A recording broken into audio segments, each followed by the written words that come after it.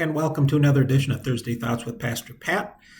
Thank you for giving these videos a watch and making them part of your week. This is my weekly video blog on what I'm thinking on Thursday as we're approaching Sunday morning worship. This coming Sunday is September 29th. It is the 19th Sunday after Pentecost. And the gospel reading for the day is Mark 9. It's about the disciples see a man who's casting out demons in Jesus' name, and they tell him to stop. And then they go to Jesus and say, you tell him to stop. And it's about division. It's also about causing children to stumble. But the passage I want to take a look at least for today, is James 5, which is the epistle reading for Sunday. And it's about the power of prayer. But the real reason I wanted to speak to that passage isn't just about the topic of prayer, which is a wonderful topic, of course, but also to let you know, if you did not know already, that beginning Tuesday, we will be having starting a new Bible study on the book of James, meeting every Tuesday morning, 9:30 a.m. At the Scrambled Egg, which is just across the road, just across the highway from the church. I hope you can make it. That study will begin Tuesday, and I'd love that group. And I would love for you to be a part of that group if you haven't been part of that group yet already. James is a short epistle, only 5 chapters in the book of James.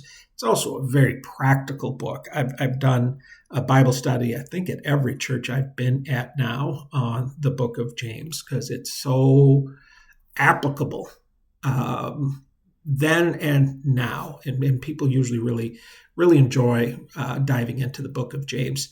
There's only 9 chapters in the book, very thin.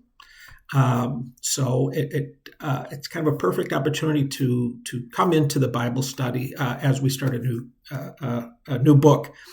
The themes of the book are real universal. Patience.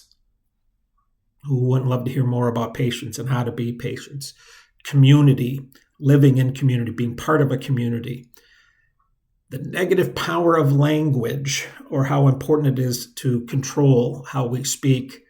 Faith and works. And that topic is one of the reasons that James is also kind of a controversial book, especially for Martin Luther and the Reformers. And also the power of prayer, as I said. Lots of good practical stuff in the book of James to discover and talk about and learn about. But you may have some reasons that you are hesitant to get involved in a Bible study in general. Some of the most common excuses I've heard, or reasons I've heard for not engaging in a Bible study is, I'm too busy. That's a good excuse. However, I think it's an excuse that can be used all the time. I don't know when life slows down. I've talked to lots of people who retire, and were shocked to find out how little life actually slows down during that time. If it's something you've always wanted to do, study a book of the Bible or get involved in a Bible study, there's no better time than now. And if you feel too busy, make time for it. Try to make it a priority. Another reason some people don't want to get involved in a Bible study is there's homework involved. Yuck. And there's some homework involved, but like I said, James is 5 chapters long. The study guide is 9 chapters. It's very thin, and it's almost all questions. And if you can't think of an answer for the question, come to the Bible study anyway. I come sometimes, and I'm not able to answer the question, and I throw it out to the group, and we discuss. Some may think it's too big of a commitment. But if you come and you give it a try, and you find out that it's just too big of a commitment and you can't see it through, we understand, and that's fine. So we just ask that you just give it a try. Another common one is, I just don't know enough. about the Bible, and I'm afraid of looking uninformed. And I've heard that a lot from people, that they don't want to get in Bible study because, boy, they just don't know enough, and they're afraid of people finding out that they don't know enough. The group is full of people like that. And I think you'll be very surprised that a lot of the questions we talk about and we ask, we're all trying to figure out those answers. So it is okay if you're coming from a place where you just don't know enough about it. It's fine. That first step, and I think you'll feel much more comfortable after that first step. And then lastly, one of the biggest excuses I hear, and this is actually a good excuse, is I'm not available at 9:30 a.m. on Tuesday mornings.